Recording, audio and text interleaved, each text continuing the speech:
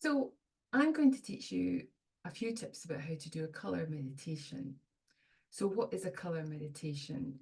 A color meditation is exactly as you describe it. It's all about creating a meditation for young people, but using the theme of a color.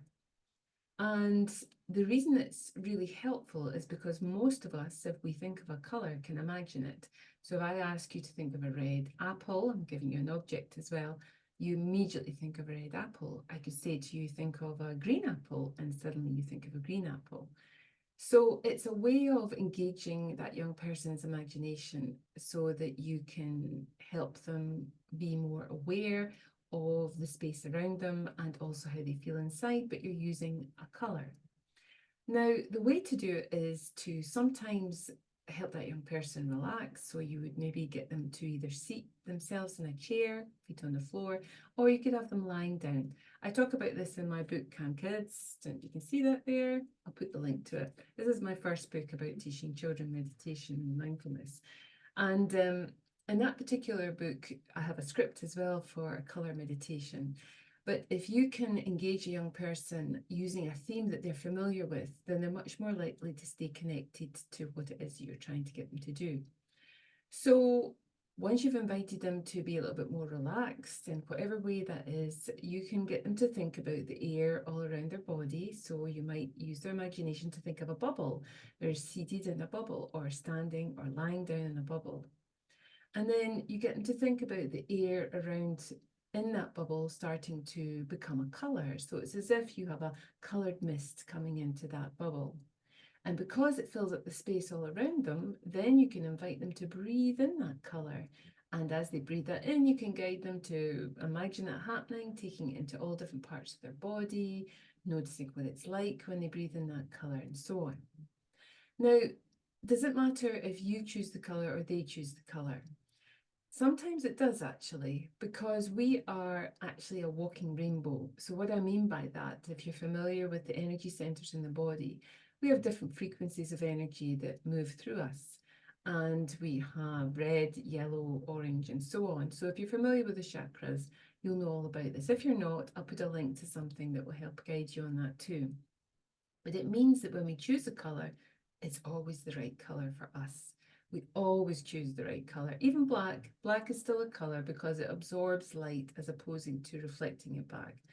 So we need to think about whether we want to give that young person a color or whether we want to invite them to come up with a color. So if they come up with a color, it will be the right color for them. But if we really feel that there's a color we'd like to share with them, then we can give them that color. We can also start off with a color we give them and then invite them to change it so they get to choose the color that's right for them. When should you do this particular color meditation? I would say you could do it certainly before they go to sleep at night. That's a really good idea. You could get them to practice it as well if they are facing some stressful moment in their life, like an exam or study. Anything like that will help bring their energy back into balance. And even if you don't want to go into the idea that meditation connects and balances their energy, the very fact that they're aware of color and they can use it, and it gives something for their mind to go to, and it helps them to feel better and good about themselves. You need to try this too, of course, because just because we're adults doesn't mean we don't need a color meditation. It really benefits us if we practice color meditations. And I do actually offer recordings of things like this through my Connected Kids Club, which I'll put a link to here as well.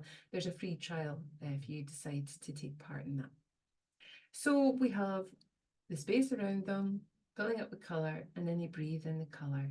And then you can use all sorts of words to guide them to make them feel good, feel happy, soft, relaxed, whatever it is that you feel is the right words to describe for them. And then afterwards, they can feed back to you what that felt like too. The more you practice this, the more easy it becomes.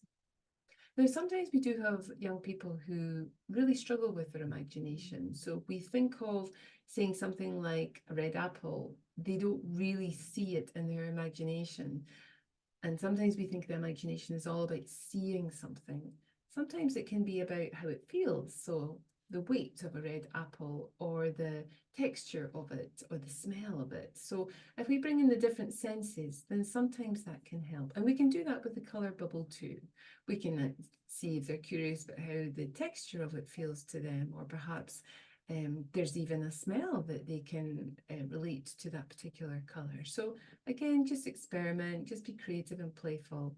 And, you know, if you have any questions about what we're teaching here, this is all part of our Connected Kids program, an international program that we offer to people like you who want to help kids reduce anxiety and stress, and using very simple methods in which to do that.